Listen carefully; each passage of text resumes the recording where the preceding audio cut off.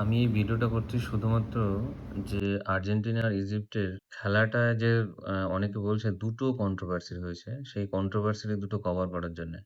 No doubt Argentina যেভাবে comeback করেছে সেটা আনরিয়াল। এটা মানে অবিশ্বাস্য, কল্পনা করা যায় না। আর এটা একমাত্র পসিবল হয়েছে সবাই জানি মেসির জন্যে। ১ম গোলটা মেসি অ্যাসিস্ট করে, পরের গোলটা মেসি নিজে দেয়। তো আ আমি শুধু যে দুটো কন্ট্রোভার্সি হয়েছে সেই দুটোকে আমি মানে আমার যে আমি যেটুকু বুঝি ফুটবল নিয়ে সেটা দিয়ে আমি একটু দেখাচ্ছি যে এই দুটো না রেফারি বায়াস হয়েছে আর্জেন্টিনার প্রতি না অনেকে বলছে ফিফা রিগড। ফিফা ট্রাই করছে আর্জেন্টিনাকে ওয়ার্ল্ড কাপ জেতানোর জন্যে। মানে ভাবা যায়? মানে ঠিক আছে ভাই তোমরা রোনাল্ডো বেরিয়ে গেছে ঠিক আছে। তাই বলে এত হেট্রেট এটা কল্পনা করা যায়, এটা সত্যিই নেওয়া যায় না। আমি যেটা নিতেও পারছি না। সো দেখা যাক ১ম যে কন্ট্রোভার্সিটা হয়েছে সেইটার দিকে। 57 মিনিটে ইজিপ্ট অসাধারণ ইজিপ্টের যে 2nd গোলটা ছিল মানে নো ডাউট অসাধারণ গোল ছিল।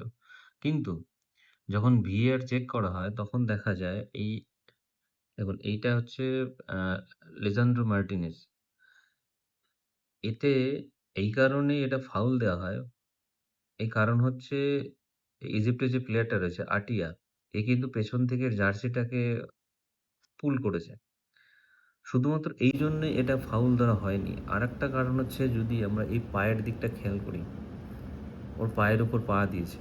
১ম এ পায়ের উপর পা পড়েছে, তারপরে ওর জার্সিটা পুল করা হয়েছে।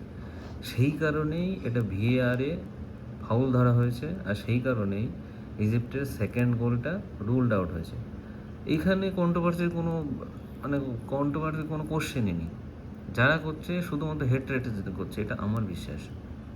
তা চলো দেখা যাক এবার 2nd কিন্তু মোহাম্মদ সালাহ। মোহাম্মদ সালাহ আর্জেন্টিনার বক্সে ঢুকছে। দেখুন বল নিয়ে বক্সে ঢুকছে।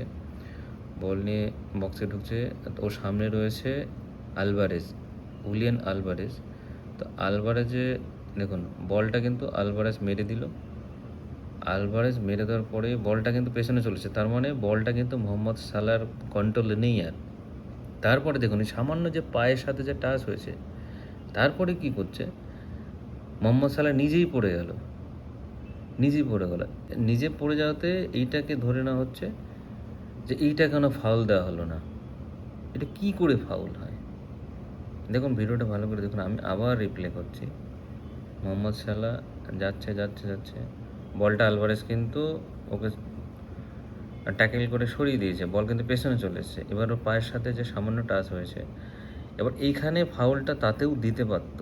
সামান্য টাচ হলে কী হবে? তাতেও দিতে পারত। কিন্তু বলটা ততক্ষণে সালার কন্ট্রোলে নেই। তো সেই জন্যেই এটাকে ফাউল ধরা হয়নি। এটা কোনো রকমভাবে ফাউল হতে পারে না।